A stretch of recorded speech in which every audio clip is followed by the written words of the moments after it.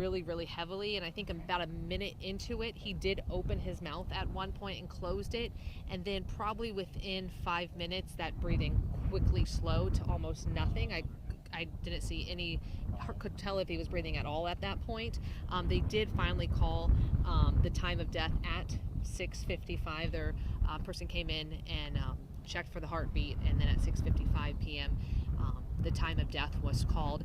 Before the execution did begin, you could tell some of the family members were emotional.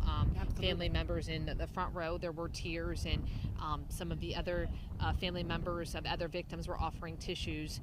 But once it began, you could hear a pin drop. It was complete silence, complete focus on Bobby Joe Long. And when that time of death was called at 6:55, that curtain came down, and immediately the victims' families were escorted out, and you could see the smiles on their faces. Wow. They were shaking each other's hands, and you could see hugging each other, because we've been talking to them for the past couple weeks, and they said, Yep. after all this time, 34 years, this was going to bring us the closure that we've been waiting for, and you could see that on them when they walked out of that room. Now, one of the people that I'm very interested in hearing from would be Hillsborough County Deputy Lisa McVey Nolan. Were you able to tell if she was in the room? She was in the very front row, and she was 3 rows in front of me, and I could see her reflection in the glass, and it was pretty emotionalist from every single person that I was watching when the execution was taking place. Okay. When they did walk out, I think every single person did have a smile on their face when it was all said and done. Now, just for a little background, Hillsborough County Deputy Lisa McVey Nolan, she was one of the people who actually escaped the serial killer. So she was kidnapped, she was taken, and then raped for 26 hours, she told us, and she gave a really, really emotional statement. I had the opportunity to speak with her, so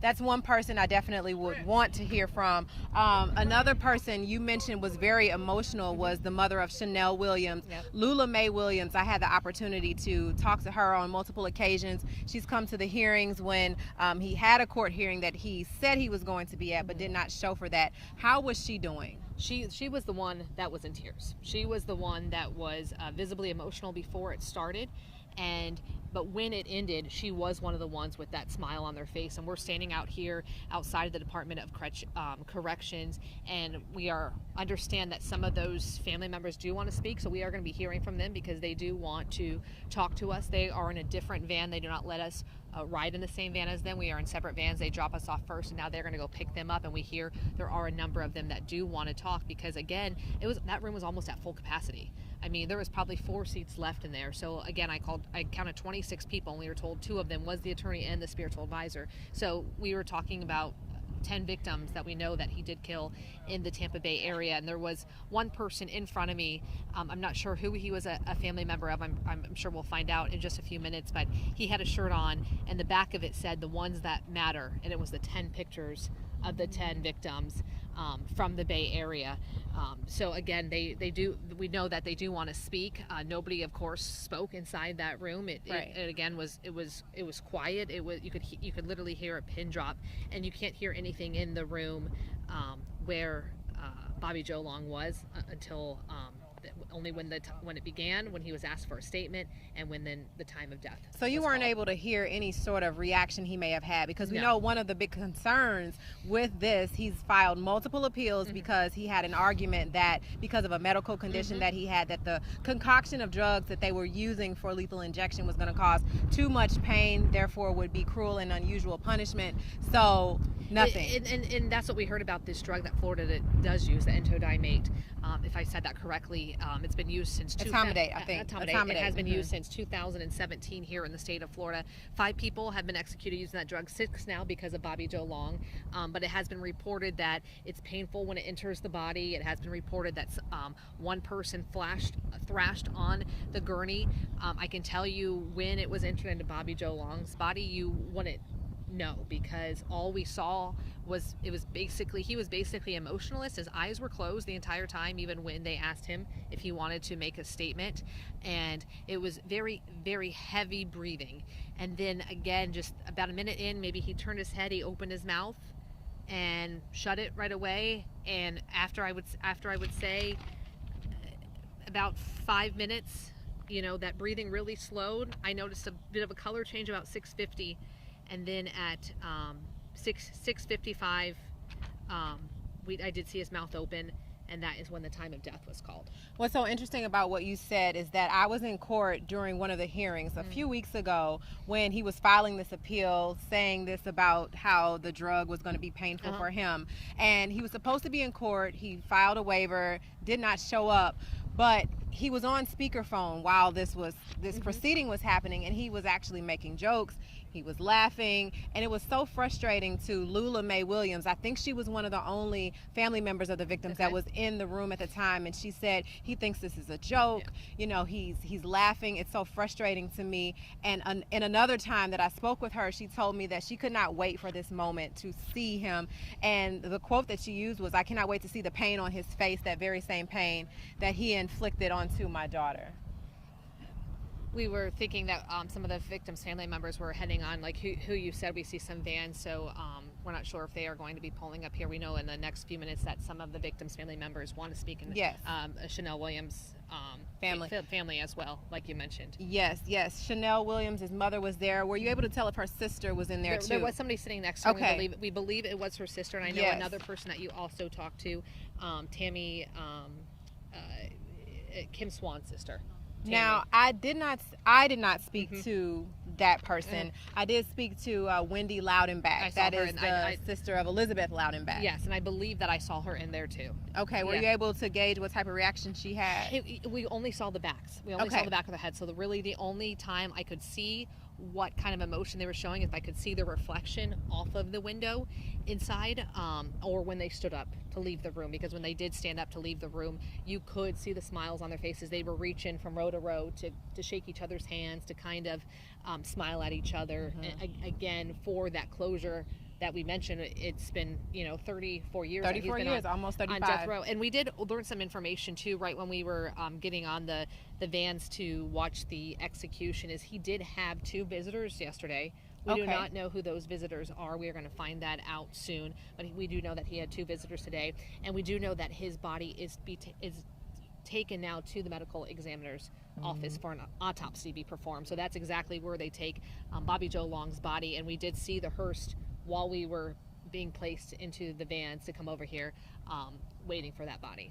So overall, Jen, just what was this experience like for you? I mean, you were the only person from our station that was in there, one of the few reporters in the state to actually be able to witness this execution. How are you doing? And what was it like? No, I think that's, people, wonder why we go in there, and people that don't have, they have their thoughts about execution. Absolutely. And I think you and I talked, and we are here just as professional journalists, so we can give exactly what happened inside that room, so people can have whatever opinions they want, because we're the ones that say if there's a botch, or if we say if there was any reactions or so on, so that exactly what happens when the execution takes place, and when in this one with this lethal injection, we know that there has been controversy around the drug. So I think it was just just taking it all in. I was just focusing on his reaction, what that reaction was going, and then of course after it was done, I did pay attention to the faces of the victims' families. I did a lot of reading, and I know you did as well, about how this process works.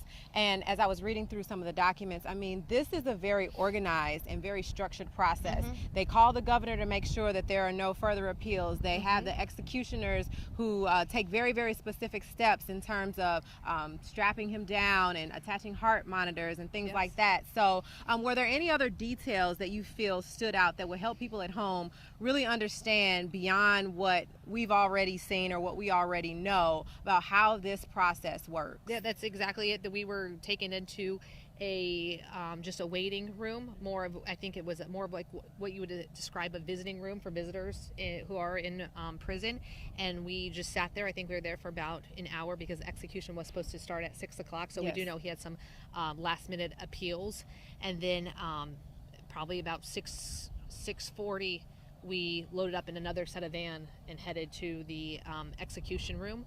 And then once we got there, it was complete silence for a few moments, and we know Department of Corrections staff was with us, and they were also in the room. And then when they do lift up, it's you sit in there, and it's just a big window into another room. And when they lifted that up, there is 3 people with the Department of Corrections there, and then it's Bobby Joe Long, and that's all that is in the room with him. And that's who is asked, if he has a final statement. It's who calls the start of execution, let the execution begin, and that's who also called the time of death. Yeah, so I understand that there's this whole execution team, as it's called, and there's a primary executioner, there's a secondary executioner. The primary executioner is the one who kind of does everything. The secondary person is there just to be on hand in case something does go wrong. So I'm not sure of the titles of who else was in the room. There's also, it's a full team, like you said. He was allowed a shower today, so there is somebody part of that team that allows him to shower. There's a person, the last somebody meal. there. Last meal, he had that meal this morning around 9:30 this morning. It was a roast beef sandwich and a French fries, bacon, and a soda. And that was his last meal. And again, no visitors today. And that was it for Bobby Joe Long and for the families that have waited, again, 34 years. Like I said, they were there. They wanted to see this. That room was almost packed. Now, is it a large room, a small room? No, it was. I think we were told that it could take about 40 people. So there was, I think, maybe 12 of us from the media, and then 26 people, victims' family members, and then we have the attorney, and then the spiritual leader that was there as well. Now, looking at his face, I know you said his eyes were closed a lot of the time. It was closed the entire time. The entire time, so you were not able to sense if he had any remorse or no. And when he was asked if he was asked for a final statement, he said no. That's all he said was no. Yeah. And then it began. Yeah. Like that. Yeah. So you got to sit in on it. I got to talk to a lot of the family members that we're waiting on right now. Lula Mae Williams, I keep going back to her because I've met up with her a couple of times. She's very, of course, as you can imagine, just heartbroken and has been this way for 34 years, and all of these feelings have been resurrected. And one thing that she said to me was, it's, as a parent, it's a terrible thing to lose a child. You should never have to bury your child.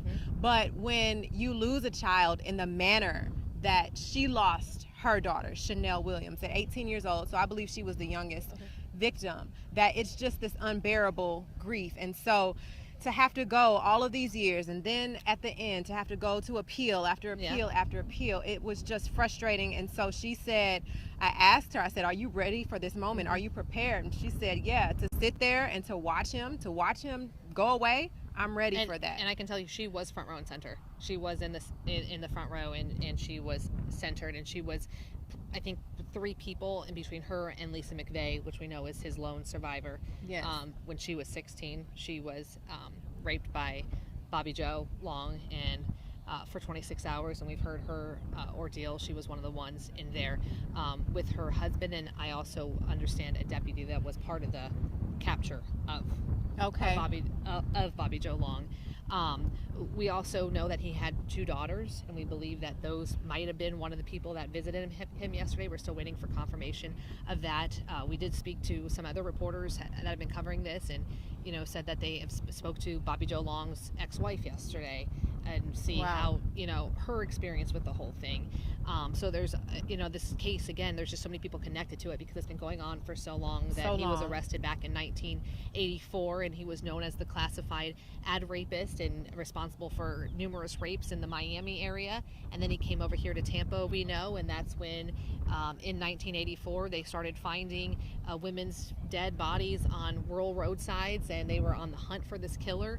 And we know because Lisa McVey did survive, she was able to give police the correct information to capture this man, and that's how ultimately Bobby Joe Long was captured. And again, one of those shirts in that room, the guy's shirt, if I want to say it correctly, it said "the ones that matter," gone but not forgotten on the front, the ones that matter on the back, and it was the 10 pictures of those 10 victims. Yeah, it's so important to remember that this is why we're here.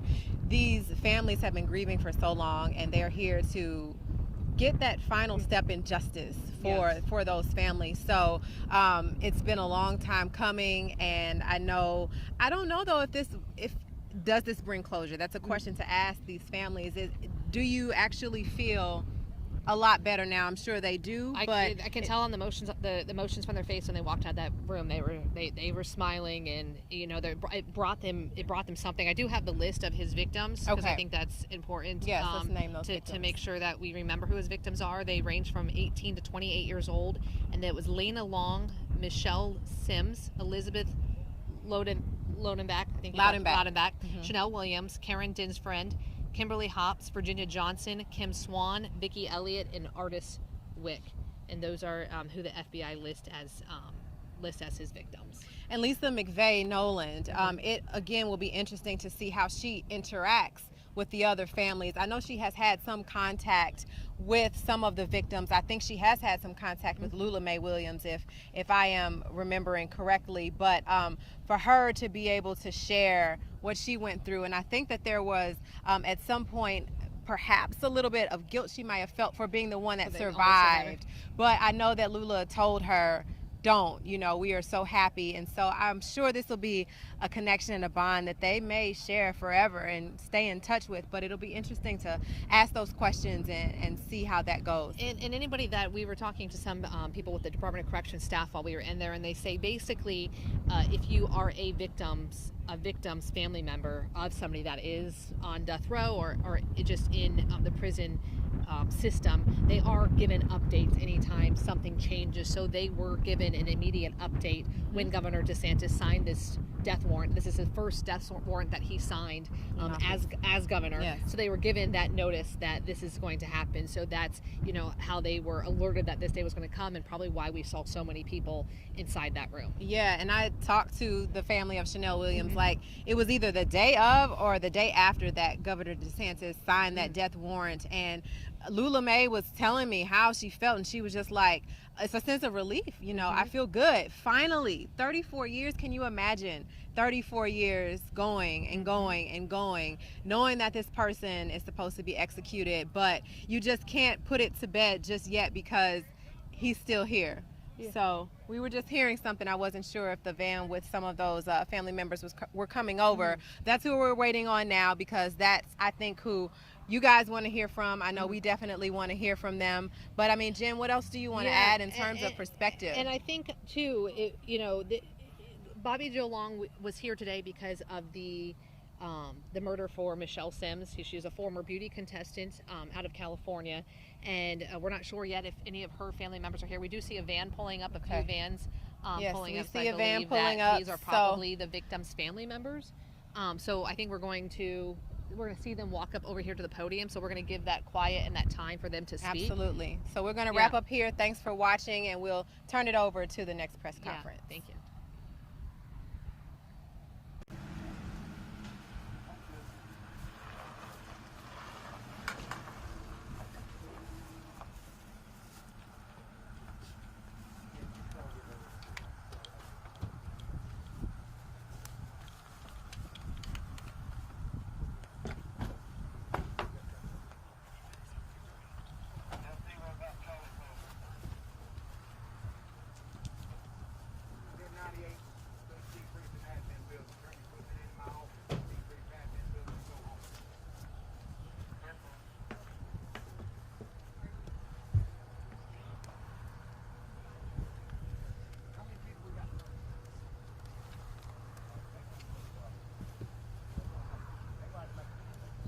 Gonna shoot him walking in?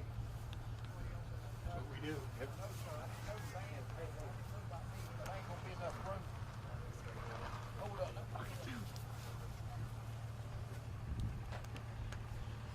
Hey, Scotty, you back up right there and go right along the side.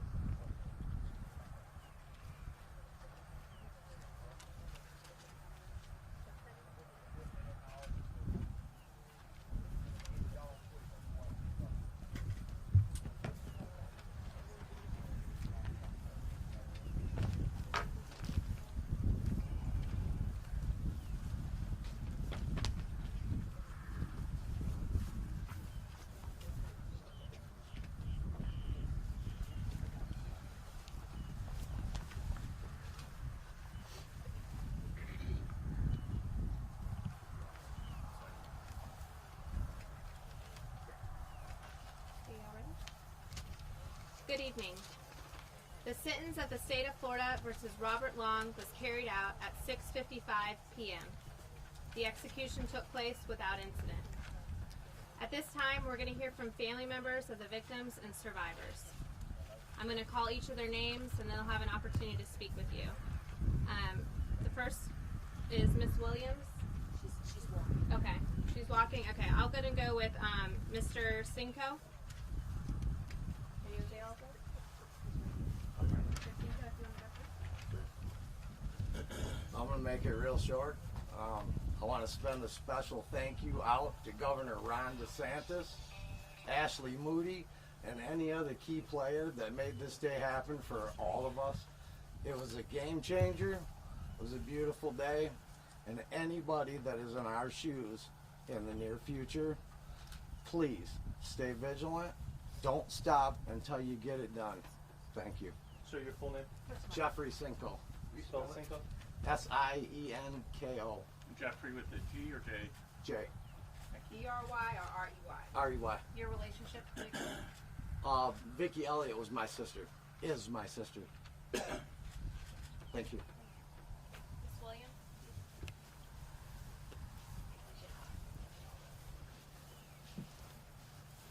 My name is Lula Williams, Chanel Williams. It's my daughter. And we thank God that this day has finally arrived.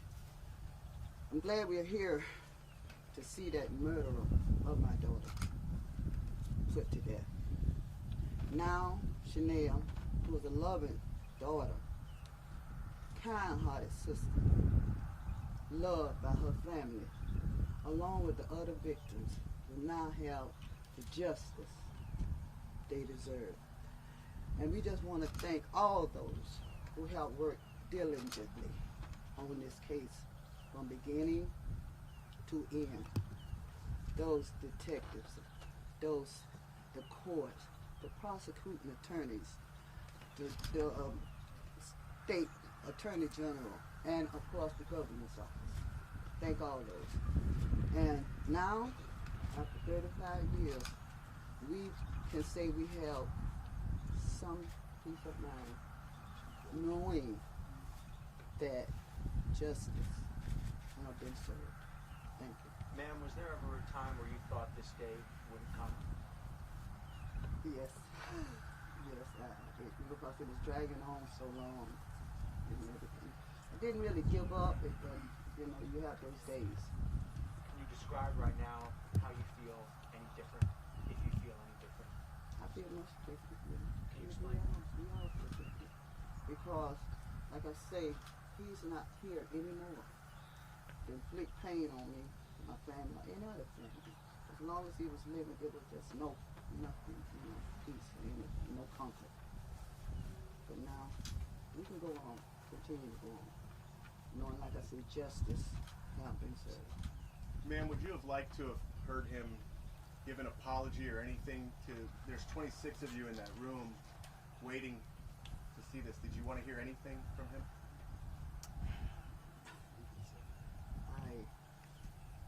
I just... Nothing. No, I'm just, like if things went, that was fine with us. It was fine. Can you tell us a little bit about your loved one? The victims always get lost in this. Can you just describe the life that was lost for all of the family members and how it's been for y'all? Yeah, go ahead. This is our sister. This is sister. This is Algelana. My sister was a kind person. She was my older sister. She was funny. She would do anything to help someone. She would do anything for anyone. And for something like this to happen to her, regardless of what choices she may have done in the past, she did not deserve this. None of these victims deserve this. So that's the hardest thing about this whole situation, is what these victims went through. The incident, the execution was without a hitch. Do you wish that he'd suffered more? Yes. If I could have had my way, he would have been executed for every person's life he took. It was too easy. He he was too comfortable. You know, just think about what he put this family through, us, the other Sorry, family. say that again. Put us through for all these years, you know, and to see him just lay there and just at peace, you know, just comfort like nothing. No remorse, no anything. No, I would like to have seen more pain. The pain he inflicted that we have in our hearts. I know the other families got pain. And you know, I wanted to see him with no pain. That's it. Ma'am, would you just give us your name, please, and spell it for us? My name is Algelana Douglas. It's spelled ALGALANADOUGLAS.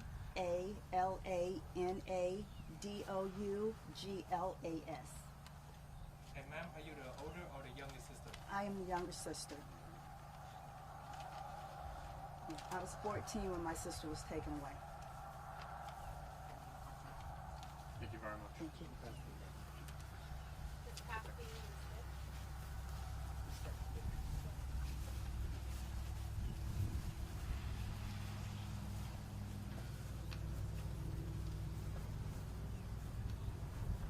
My name is Lisa Rich. I'm Kim Swann's cousin, and I was at the execution. I would like to thank Governor DeSantis for making this happen today. Each of the families have suffered tremendously, and this isn't going to bring any of our loved ones back, but it's going to give us closure.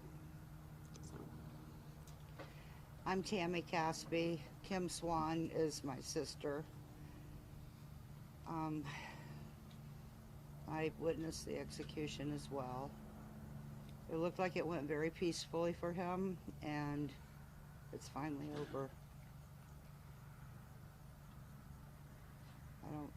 Does anybody have any questions? What was it like being in a room with so many others who have gone through at least some of what you guys have gone through, all these other folks who have been here? Pretty emotional, you know, knowing what they're feeling firsthand.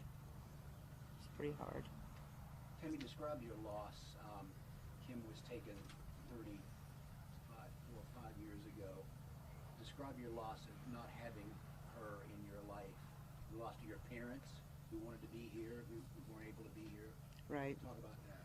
My parents have both passed and were not able to be here. I was very close with Kim. It's been a major loss having her gone and knowing that she's never going to be here. 35 years is a long time to wait. If he had been sentenced to life, perhaps you may have been able to start healing earlier, but maybe not have that closure. Which would have been better? The death sentence. Yeah. For Tammy? me. I believe your sister was the last victim, is that correct? Yes. Can you take me through what was going on at the time in Tampa Bay? Were people fearful? Yeah. Was this something that women were? Yeah, the general public knew that there was a serial killer at large. And when we found out that my sister was missing, it was horrible, you know, and then finding out that she was a victim, pretty devastating. Did you ever think it would take this long? Never.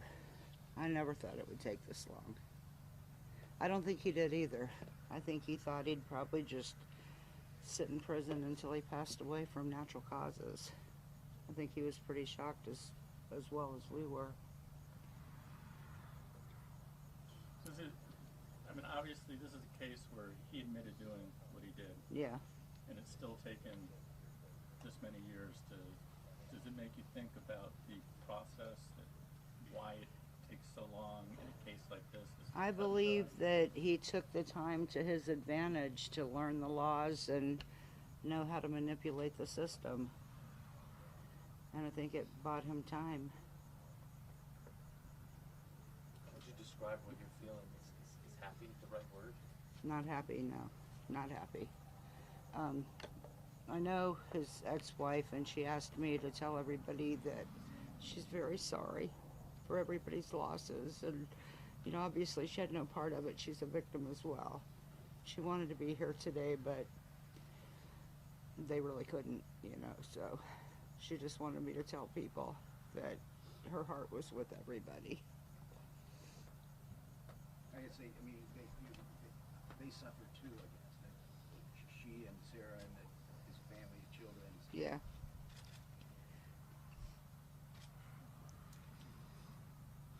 Thank you very much. Thank you very much. Thank you. We get both of your names? I'm Tammy, she's Lisa. Lisa Rich. Yeah. Lisa Rich.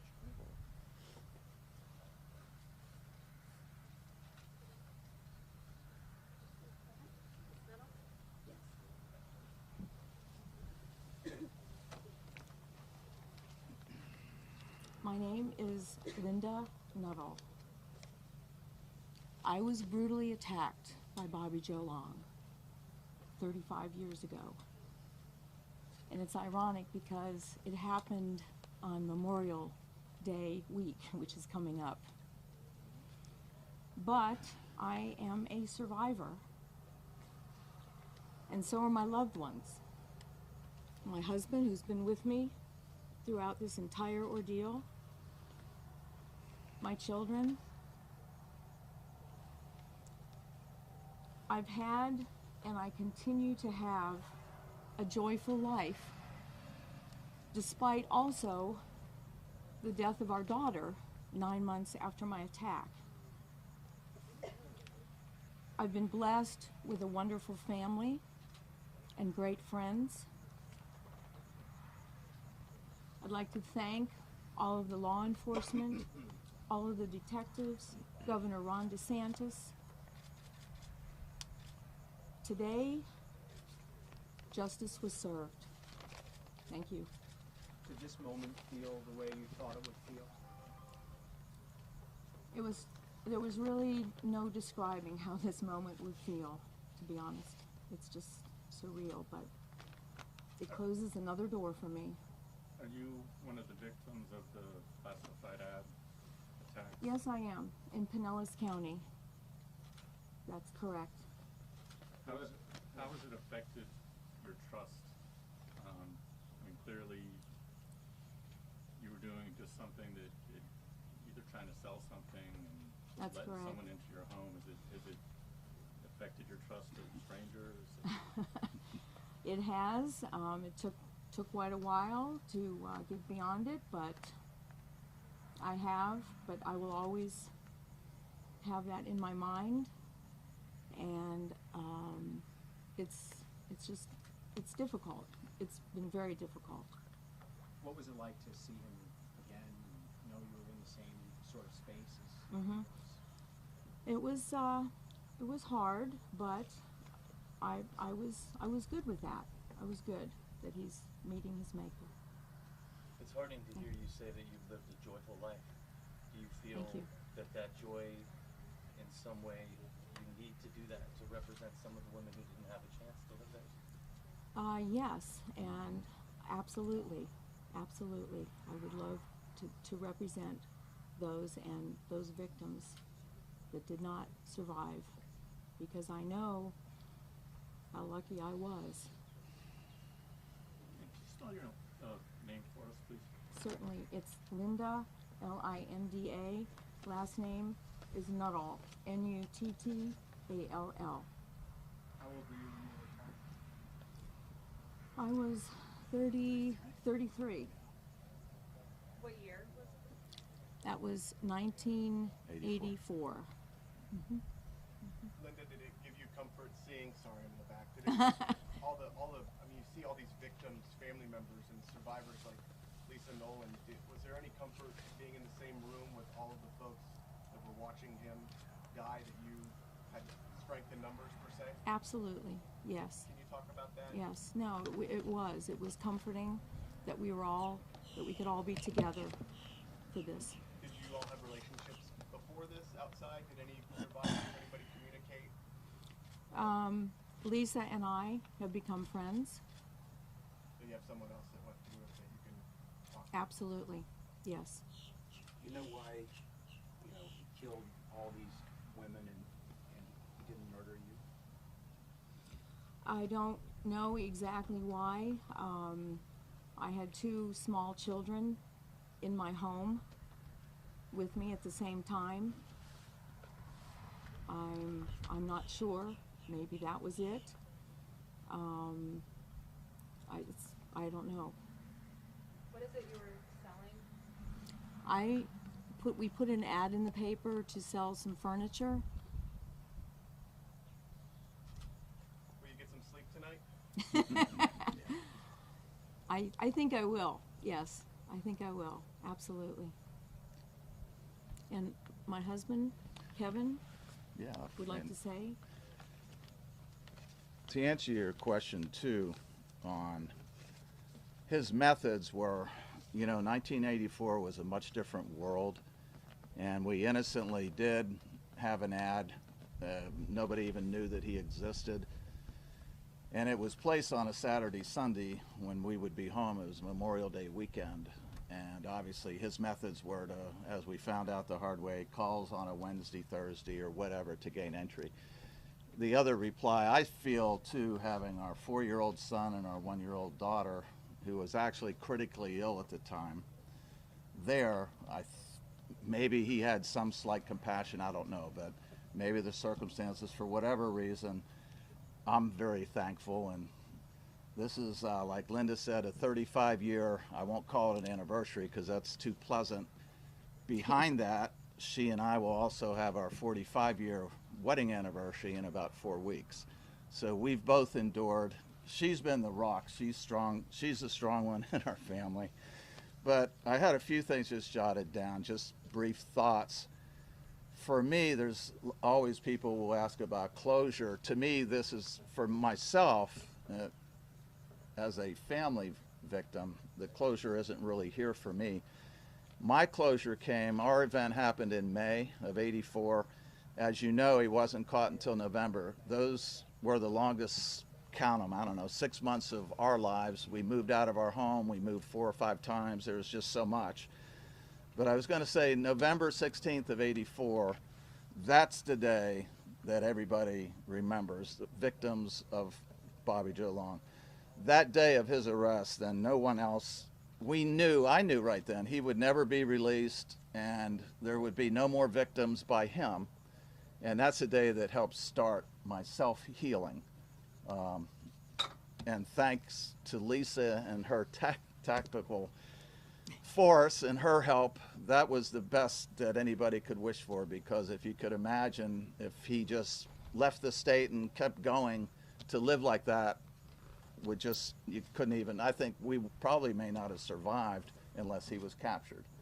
Capturing, we could pick ourselves up, keep going. Like Linda said, in our case, we had a 4-year-old son, a 1-year-old daughter. She was critically ill. We had other things that we had to handle. We had time to start healing, but we weren't given that opportunity. We had other more critical things to deal with. Our daughter, about 9 months after that attack, ended up passing away as a serious illness. But anyway, I was just going to say that 35 years later, especially if you live in Tampa Bay, there's a saying there, it's a new day in Tampa Bay, and that's how I feel about today. And when I look at life all these years, it's precious and fleeting at the same time. So everyone should just continue to embrace your family, your friends every day. Enjoy life, and that's what we did. It wasn't overnight. It took years. Her strength kept us going, and the fact that I know we have had a joyful life, why Bobby Joe Long was where he was, and we're the same age practically. So in one hand, he got what he deserved. Today's just another chapter. So, thank you. Thank you. Thank you very much. Thank you.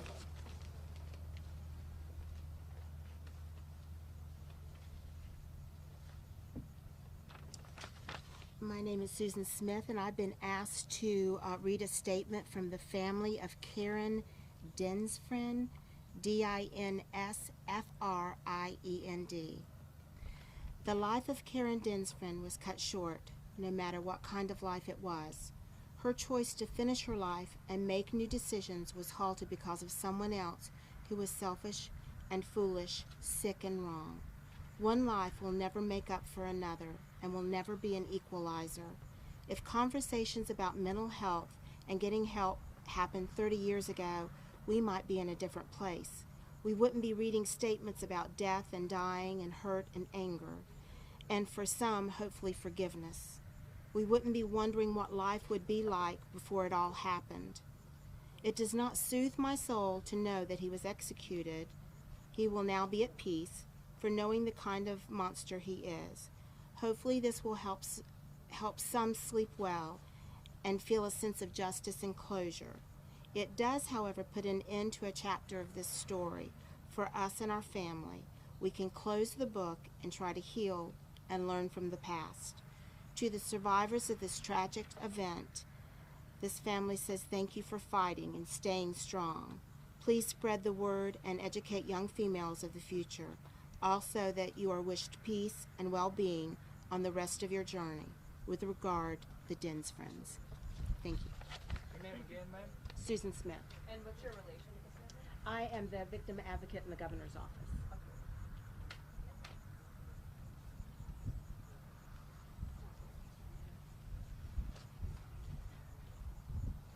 Come on, crew. So what? Good evening. Wow, bright light. I'm Lisa McVey Nolan. I have a victim statement to write, or to read, I'm sorry. A little nervous, not used to being in front of all these cameras all at one time.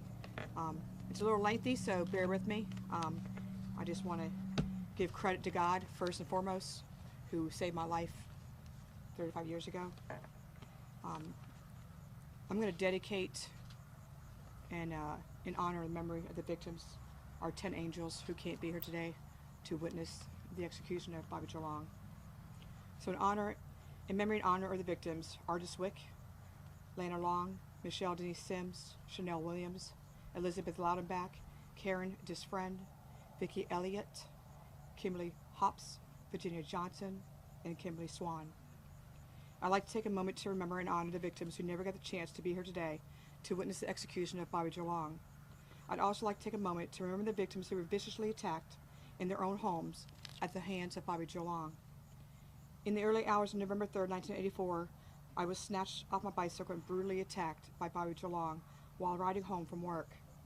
Bobby Joe Long pressed a gun with the tip of its cold steel barrel against my left temple before dragging me to his car. I vowed from that moment on to save my own life. Bobby Joe Long kidnapped me and held me hostage for the next 26 hours. I was brutally raped and tortured. I believed him when he told me he would kill me if I tried to ever escape. I didn't think I would live or ever see my family again. However, the early hours of November 4th, 1984, Bobby Joe Long released me. I promised myself I would never live as a victim. I would empower myself with strength and courage to conquer my life's tragedies. Sorry. I made a lifetime commitment to educate people by speaking about how I survived my attack from a notorious serial killer and the abuse I endured as a child. I aspirated myself a long time ago to make it my obligation to be the voices of the women's lives who took too soon.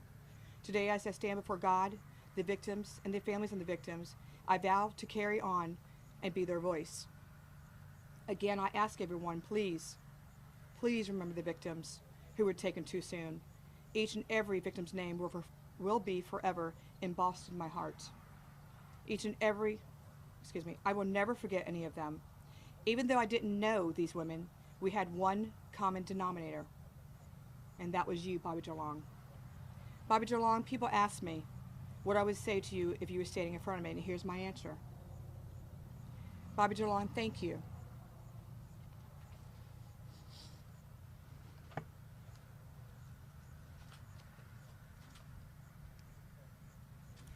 Thank you for choosing me instead of another 17-year-old little girl. The reason why I say thank you now is because I have forgiven you for what you have done to me. Had I not forgiven you, I might as well be in my own prison without walls. God has shown me the only way to really be free when someone bestows injustice against you is complete forgiveness. My life changed forever and for the better. I chose not to remain a victim. I chose to live. To Cindy, Sarah, and Chris, his ex-wife, his daughter, and son, My prayers go out to all of you. I can't even imagine what all of you had to endure as a family throughout the last 35 years. God bless all of you. I would also like to thank Vicky Elliot's family for they inundated the governor's office with your telephone calls, emails throughout the years in hopes for Lady's Justice to swing her sword. I hope this brings your family and the other remaining victims' families closure and peace. I end my statement with one more thing, Bobby DeLong, to hear me loud and clear. Hear my roaring voice. May God have mercy on your soul. Long overdue. So, I mean, I'm willing to answer questions if you want. If not, I can step down. So, Lisa, does the world feel different to you at this moment than it did now that Bobby Joe Long is gone? again, you know, Lloyd, he's my top-notch person I can be interviewing with. We spoke about this many times. The peace that that came over me is a remarkable feeling, knowing that, again, justice not only has been served, but it now has been completed. So it feels a little different. What were your thoughts when that screen came up and you saw him? I wanted to look him in the eye. I wanted to be the first person he saw. Unfortunately, he didn't open his eyes. I didn't expect nothing less of him to apologize or anything like that, or even speak. And his last words was he didn't have any last words. I felt comforted. It was very comforting for me to know that this was actually happening. To be honest, it's been a long time coming. Was there an emotional rush when you got out of that room? And I have to. Yes, I have to say that when I did exit the room, I did start to cry. It's Why? healing, peace. You know, it just overwhelmed me all at once. Lisa, what do those two words mean to you? Long overdue. Long means his last name, and overdue. He should have been, you know, executed a long time ago. And that's what it means to me. Did you think the way that he died was too easy, too peaceful? I'd rather not comment on that, please. Yes. Do you see a means to change the process, or where the process can be speeded up to lower the time between conviction and sentencing and the death sentence being carried out? I don't have an answer for that either. I'm sorry. You must have asked yourself many times over the last 35 years, why did he let you go? I think I had endured so much child abuse in my back from the age 2 to 17, off and on, horrific abuse. I think that I still, after everything I've been through, I still have compassion in my heart. I still treat him like I was a human being. Even though he was doing horrific things to me, I was still a human being, and I wanted him to show him that I was still a very compassionate human being. You feel like that saved your life? Absolutely. Yes, I do. Did you stop by your tree on the way there? Funny you ask. No. However, I did stop at my tree last week and took some pictures. And I also might sound a little wacky, I don't know, but I hugged my tree. And I thank God that I'm able to stand there and hug my tree. I know, I'm a tree hugger, I guess you could say, so, technically. So, but it makes me feel, when I'm having a bad day, sometimes I just go off to my tree and I'll sit under the tree for a while and just think and just pray. That was the very first thing after my release, is what I saw when I put my blindfold down, was this beautiful oak tree. And it just meant, that oak tree means so much to me. I mean, eventually I like to get a marker put there with the victims' names on it and make sure we can dedicate that tree to the families and the victims of the family. Now, I know you said that if you could have said something to him, it was thank you for choosing me. Yes. I also know that you were contemplating suicide before he snatched you.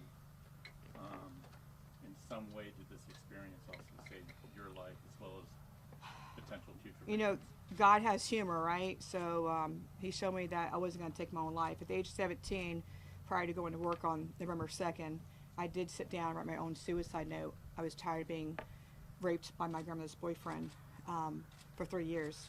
I endured a lot of pain, a lot of suffering, a lot of beatings. I was done with life, and I didn't want anybody else to take my life. But inadvertently, I'm unfortunate, met Bobby Joe Long, and the two horrific ordeals ended up saving my life. And I'm grateful for that. I'm grateful and I'm forever blessed for that.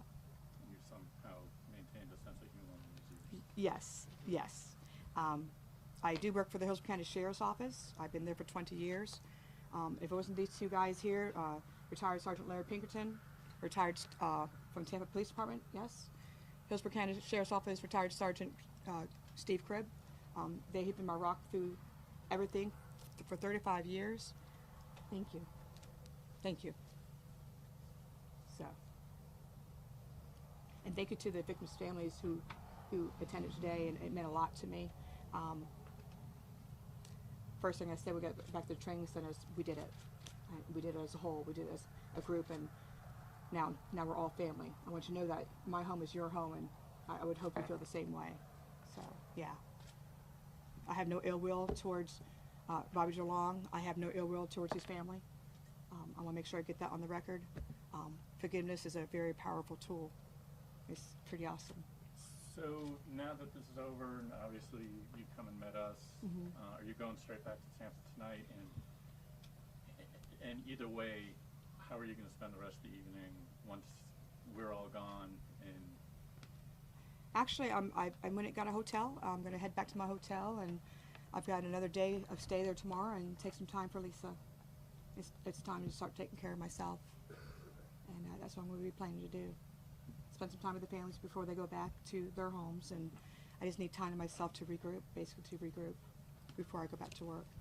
So the good thing is I got 5 days off, so yes, with the holiday, so that's what I plan to do. Is this the first time that all the families are together like this? Most of them, I think some of the families aren't here. They might have passed away or something. I'm not real sure. I haven't gathered that information, but I can say this: the most important ones are here.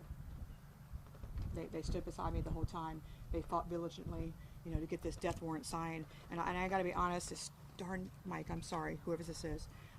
April 23rd, 2:50, when I received the phone call from Tallahassee, I was normal routine in my school, and I was chewing a girl out. I'm sorry.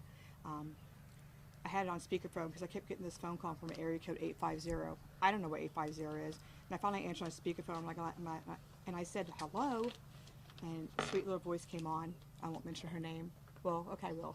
Miss Susan Smith. She had the sweetest voice, softest voice. And she goes, is this Lisa McVey Nolan? I was like, yes, it is. But let me go to my office. When she said that, I knew something was up. And as soon as I closed my door, she had told me that Governor Ron DeSantis signed the death warrant not even 2 minutes after she called me. And she told me that I was the first person they needed to call. My reaction was I started crying. I think the crying just came from all those years of relief.